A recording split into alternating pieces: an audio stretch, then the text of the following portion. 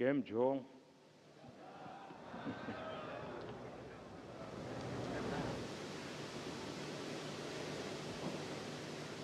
गुजरात के मुख्यमंत्री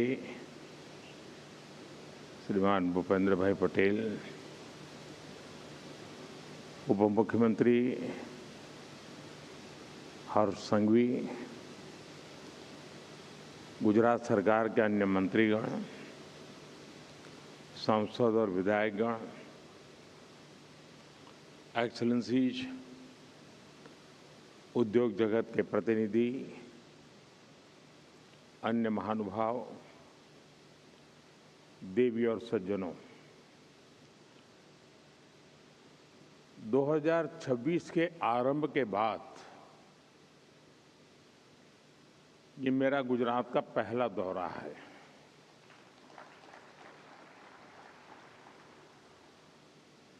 और सुखद इसलिए भी है क्योंकि 2026 की मेरी यात्रा सोमनाथ दादा के चरणों में सर झुका करके हुई है।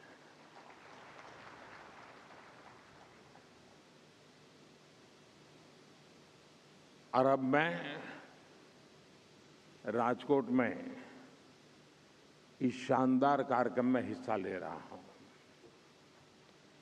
यानी विकास भी, विरासत भी, यह मंत्र हर तरफ गूंज रहा है।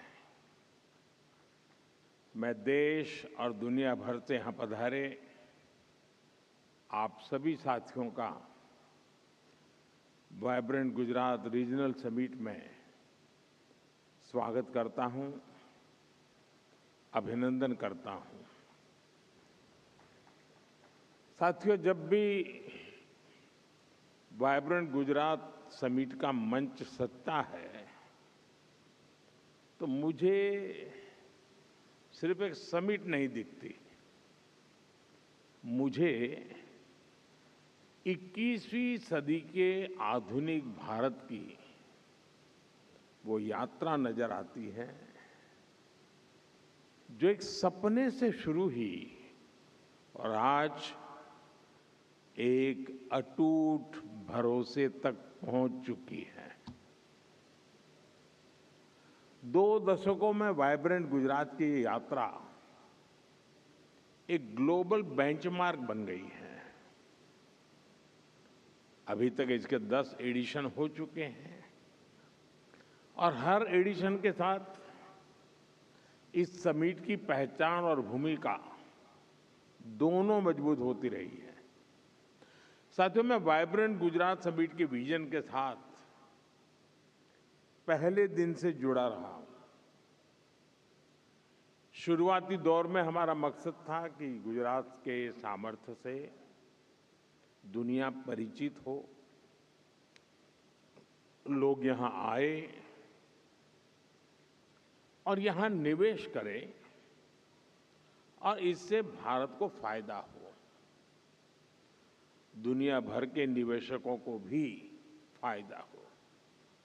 लेकिन आज ये समिट इन्वेस्टमेंट से भी आगे बढ़कर ग्लोबल ग्रोथ, इंटरनेशनल कोऑपरेशन और पार्टनरशिप का एक मजबूत प्लेटफॉर्म बन गई है। बीते सालों में ग्लोबल पार्टनर्स की संख्या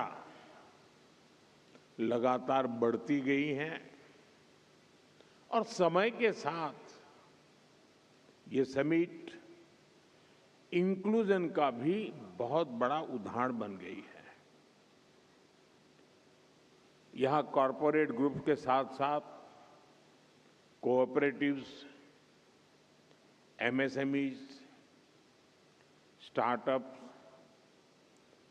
मल्टीलेटरल और बायलेटरल संगठन, इंटरनेशनल फाइनेंशियल इंस्टीट्यूशंस सभी एक साथ संवाद करते हैं, चर्चा करते हैं। गुजरात के विकास के साथ कंधे से कंधा मिलाकर चलते हैं। साथियों, बीते 2 दशकों में वाइब्रेंट गुजरात समिट ने लगातार कुछ नया, कुछ विशेष किया है। वाइब्रेंट गुजरात की ये रीजनल समिट भी इसका एक उदाहरण बन गई है। इसका फोकस गुजरात के अलग अलग हिस्सों के अनटैप पोटेंशियल को परफॉर्मेंस में बदलने का है। जैसे किसी क्षेत्र में कोस्टलाइन का सामर्थ्य है, तो कहीं एक लंबी ट्राइबल बेल्ट है, कहीं इंडस्ट्रियल क्लस्टर का एक बड़ा इकोसिस्टम है, तो कहीं खेती और पशुपालन की समृद्ध परंपरा है। यानी गुजरात के अलग अलग रीजन्स की अपनी ताकत है। वाइब्रेंट गुजरात की रीजनल समिट गुजरात की इन्हीं रीजनल संभावनाओं पर फोकस करते हुए आगे बढ़ रही है। साथियों, 21वीं सदी का 1/4 हिस्सा बीत चुका है। बीते वर्षों में भारत ने बहुत तेज प्रगति भी की है और इसमें गुजरात की आप सभी की बहुत बड़ी भूमिका रही है।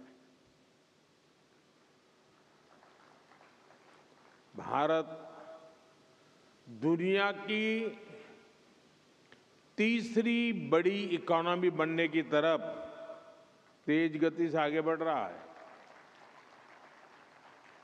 और जो आंकड़े आ रहे हैं उससे ये साफ है कि भारत से दुनिया की उम्मीदें लगातार बढ़ रही है। भारत दुनिया की फास्टेस्ट ग्रोइंग लार्ज इकोनॉमी है। इन्फ्लेशन काबू में है। एग्रीकल्चर प्रोडक्शन में भारत नए रिकॉर्ड बना रहा है। भारत मिल्क प्रोडक्शन में नंबर 1 है। जेनेरिक मेडिसिन प्रोडक्शन में मामले में भारत नंबर 1 है। दुनिया में जो देश सबसे ज्यादा वैक्सीन बनाता है, वो देश का नाम भारत है। साथियों, भारत की ग्रोथ से जुड़ी fact, reform, perform and transform के मंत्र की, उस मंत्र की सक्सेस स्टोरी है। बीते 11 वर्षों में भारत दुनिया का सबसे बड़ा मोबाइल डेटा कंज्यूमर बना है। हमारा यूपीआई दुनिया का number 1 real time digital transaction platform बना है।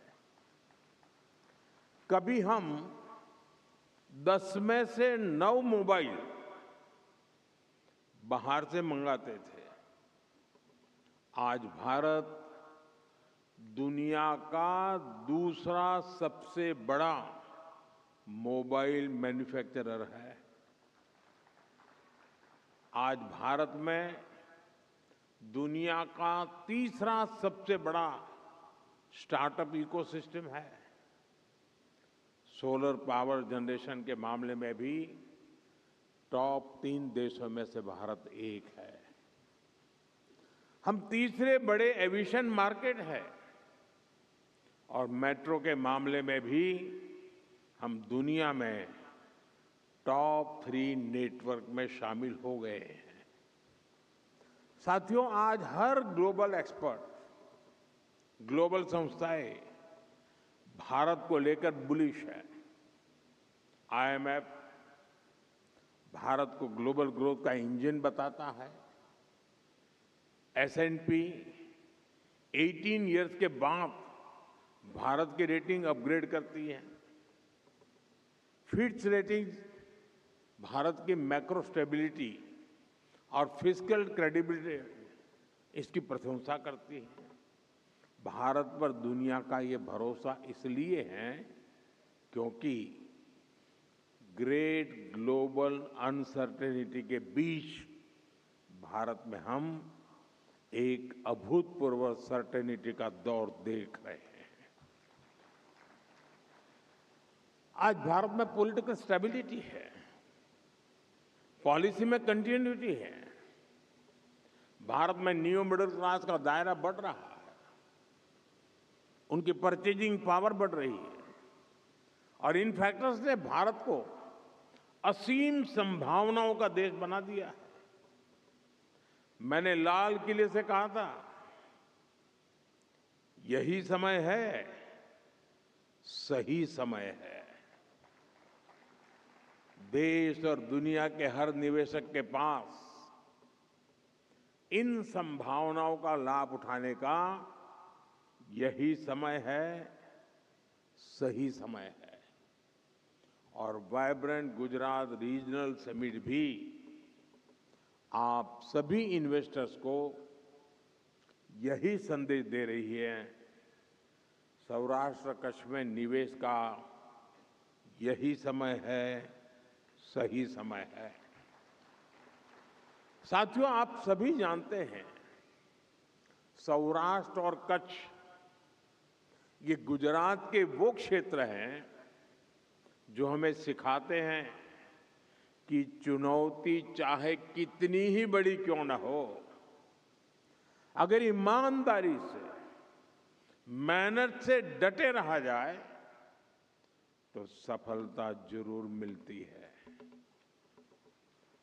ये वही कच्छ है जिसने इस सदी की शुरुआत में भीषण भूकंप झेला था। ये वही सौराष्ट्र है जहां वर्षों तक सूखा पड़ता था। पीने के पानी के लिए माताओं बहनों को कई कई किलोमीटर चलकर जाना पड़ता था। बिजली का कोई ठिकाना नहीं था। हर तरफ मुश्किलें ही मुश्किलें थी। साथियों, आज जो 20-25 साल के नौजवान हैं, उन्होंने उस दौर की सिर्फ कहानियां सुनी हैं। सच्चाई ये थी कि लोग कच्छ में, सौराष्ट्र में लंबे वक्त तक रहने के लिए तैयार नहीं होते थे। उस कालखंड में लगता था कि स्थितियां कभी भी नहीं बदलेगी, लेकिन इतिहास साक्षी है, समय बदलता है और जरूर बदलता है। सौराष्ट्र कच्छ के लोगों ने अपने परिश्रम से अपना भाग्य बदल दिया है। साथियों, आज सौराष्ट्र और कच्छ सिर्फ अवसरों का ही क्षेत्र नहीं है, बल्कि एक क्षेत्र भारत की ग्रोथ का एंकर रीजन बन चुका है। ये रीजन आत्मनिर्भर भारत अभियान को गति देने वाला बहुत बड़ा सेंटर बन रहा है। भारत को ग्लोबल मैन्युफैक्चरिंग हब बनाने में सौराष्ट्र और कच्छ की बहुत बड़ी भूमिका है और ये भूमिका मार्केट ड्रिवन है और यही बात इन्वेस्टर्स के लिए सबसे बड़ा भरोसा बनती है। यही राजकोट में ही 2.5 लाख से अधिक एमएसएमईज हैं। यहां अलग अलग इंडस्ट्रियल क्लस्टर्स में स्क्रू ड्राइवर से लेकर auto parts, machine tools, luxury car के लाइनर्स, एरोप्लेन, फाइटर प्लेन और रॉकेट तक के पार्ट्स ये हमारे राजकोट में बनते हैं।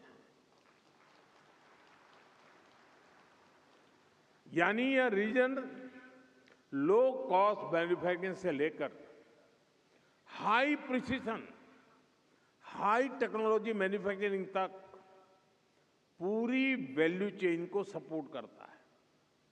और यहां का ज्वेलरी उद्योग तो अपने आप में विश्व प्रसिद्ध है।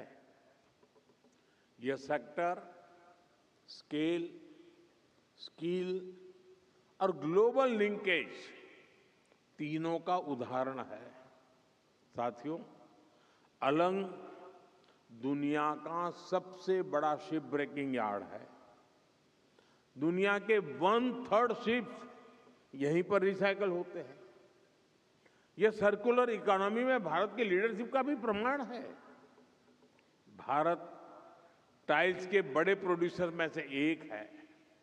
इसमें भी मोरबी जिले का योगदान बहुत बड़ा है।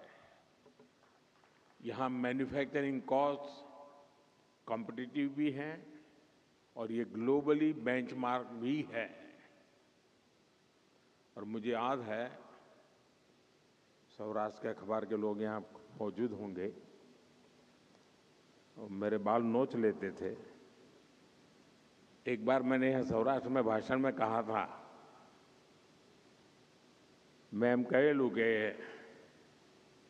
હું જોઈ શકું છું કે એક સમય એવો આવશે કે મોરબી, જામનગર અને રાજકોટ આ ત્રિકોણ મિની જાપાન બનશે। ત્યારે મારી બહુ મજાક ઉડાયેલી। આજે હું મારી આંખો સામે હકીકત જોઈ રહ્યો છું। हमें धोलेरा स्पेशल इन्वेस्टमेंट रीजन पर भी बहुत गर्व है। आज ये शहर मॉडर्न मैन्युफैक्चरिंग का बहुत बड़ा केंद्र बन रहा है। धोलेरा में भारत की पहली सेमीकंडक्टर फैब्रिकेशन फैसिलिटी तैयार हो रही है। यह रीजन फ्यूचर टेक्नोलॉजी के लिए अर्ली मूवर एडवांटेज दे रहा है। यानी आपका इन्वेस्टमेंट बढ़ाने के लिए इस क्षेत्र में जमीन पूरी तरह तैयार है। इंफ्रास्ट्रक्चर रेडी है, पॉलिसी प्रेडिक्टेबल है और विजन लॉन्ग टर्म है। साथियों, सौराष्ट्र और कच्छ भारत की ग्रीन ग्रोथ का, ग्रीन मोबिलिटी का और एनर्जी सिक्योरिटी का भी एक बड़ा हब बन रहा है। कच्छ में 30 गीगावाट कैपेसिटी का रिन्यूएबल एनर्जी पार्क बन रहा है। ये दुनिया का सबसे बड़ा हाइब्रिड एनर्जी पार्क होगा। आप कल्पना कर सकते हैं, यह पार्क पेरिस सिटी से भी 5 गुना बड़ा है।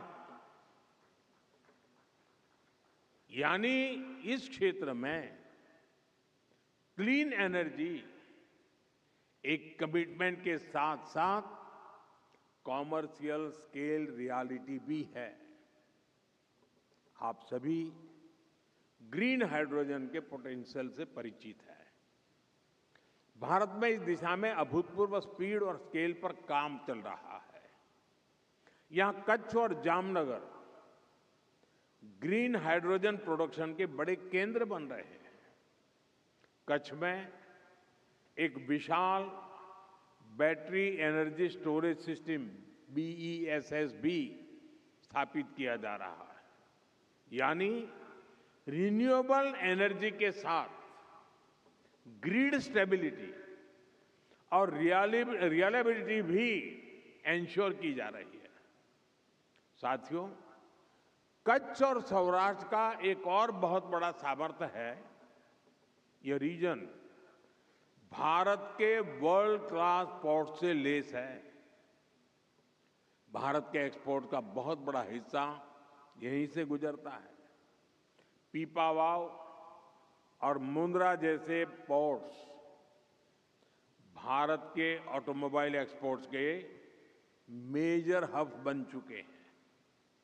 पिछले वर्ष गुजरात के पोर्ट से करीब 2.25 लाख व्हीकल्स एक्सपोर्ट हुए हैं। लॉजिस्टिक्स ही नहीं, यहां पोर्ट लेड डेवलपमेंट के हर एस्पेक्ट में इन्वेस्टमेंट की अनंत संभावनाएं हैं। इसके साथ ही गुजरात सरकार फिशरीज सेक्टर को भी विशेष प्राथमिकता दे रही है। फिशरीज इंफ्रास्ट्रक्चर पर यहां बड़े पैमाने पर काम हुआ है। सी फूड प्रोसेसिंग से जुड़े इन्वेस्टर्स के लिए यह स्ट्रांग इकोसिस्टम तैयार है। साथियों, इंफ्रास्ट्रक्चर के साथ साथ इंडस्ट्री रेडी वर्कफोर्स आज सबसे बड़ी आवश्यकता है और गुजरात इस मोर्चे पर इन्वेस्टर्स को पूरी सर्टेनिटी देता है। यहाँ एजुकेशन और स्किल डेवलपमेंट का इंटरनेशनल इकोसिस्टम मौजूद है। गुजरात सरकार की Kaushal skill university future ready skill में युवाओं को तैयार कर रही है।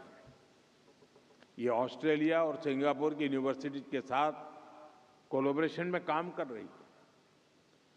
नेशनल डिफेंस यूनिवर्सिटी भारत की पहली नेशनल लेवल डिफेंस यूनिवर्सिटी है। Gatishakti university road, railway, airway, waterways और लॉजिस्टिक्स हर सेक्टर के लिए स्किल्ड मैन पावर तैयार कर रही है। यानी इन्वेस्टमेंट के साथ साथ यहां टैलेंट पाइपलाइन भी एश्योर्ड है। आज ढेर सारी फॉरेन यूनिवर्सिटीज भारत में नए नए अवसर देख रही हैं और गुजरात उनके लिए प्रिफर्ड डेस्टिनेशन बन रहा है। गुजरात में ऑस्ट्रेलिया की 2 प्रमुख यूनिवर्सिटीज अपने कैंपस शुरू कर चुकी है। आने वाले समय में ये संख्या और बढ़ने वाली। साथियों, गुजरात में नेचर भी है, एडवेंचर भी है, कल्चर भी है और हेरिटेज तो है ही है। यानी टूरिज्म का जो अनुभव चाहिए वो यहां मिलेगा। लोथल भारत की 4,500 साल पुरानी समुद्री विरासत का प्रतीक है। यहां दुनिया का सबसे प्राचीन मानव निर्मित डॉकयार्ड मिला है। यहां नेशनल मैरीटाइम हेरिटेज कॉम्प्लेक्स तैयार हो रहा है। कच्छ में आजकल रण उत्सव का आयोजन भी हो रहा है। यहां की टेंट सिटी में रुकना एक अलग अनुभव होता है। साथियों, जो जंगलों का, वाइल्ड लाइफ का शौकीन है उसके लिए गिर फॉरेस्ट में एशियाटिक लायन के दर्शन से बेहतर भला क्या अनुभव हो सकता है। यहां हर वर्ष 9 लाख से अधिक पर्यटक आते हैं। जिसे समंदर का साथ अच्छा लगता है उनके लिए शिवराजपुर बीच है जो ब्लू फ्लैग सर्टिफाइड है। इसके अलावा मांडवी, सोमनाथ, द्वारका में भी बीच टूरिज्म के लिए अनेक संभावना है। यहां पासी में दीव भी है। दीव भी वाटर स्पोर्ट्स का, बीच गेम्स का बेहतरीन डेस्टिनेशन बन रहा है। यानी आप इन्वेस्टर्स के लिए सामर्थ्य से, संभावनाओं से भरा ये पूरा क्षेत्र है। आप जरूर इसका पूरा लाभ उठाइए। और मैं बहुत पहले से कहता आया हूं, अगर आप देरी करें तो मुझे दोष मत देना। सौराष्ट्र कच्छ में आपका हर निवेश गुजरात के विकास को गति देगा, देश के विकास को गति देगा। और सौराष्ट्र की ताकत, अभी रवांडा के हाई कमिश्नर बता रहे थे कि मैं जब रवांडा गया तो मैंने 200 गाय वहां गिफ्ट की थी। ये 200 गाय हमारी गिर गाय थी।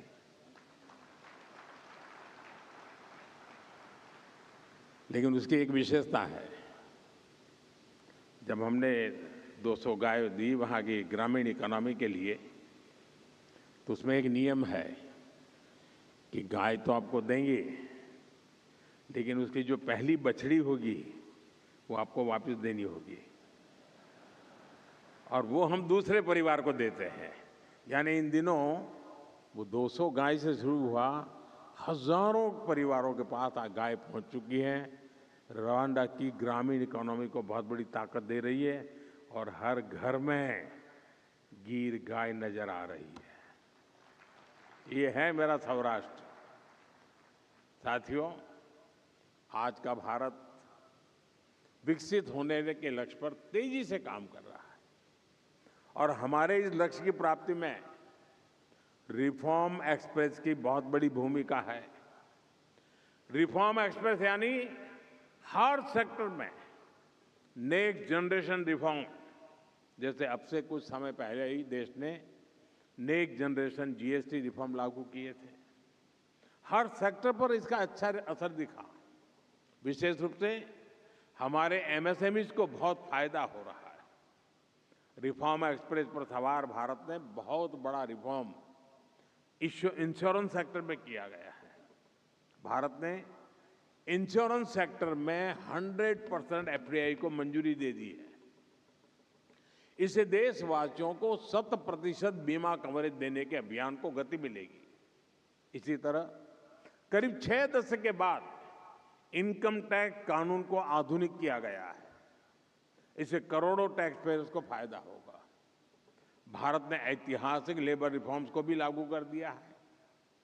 इससे वेजेज, सोशल सिक्योरिटी और इंडस्ट्री तीनों को एक यूनिफाइड फ्रेमवर्क मिला है। यानी श्रमिक हो या फिर इंडस्ट्री, सभी का इससे फायदा है।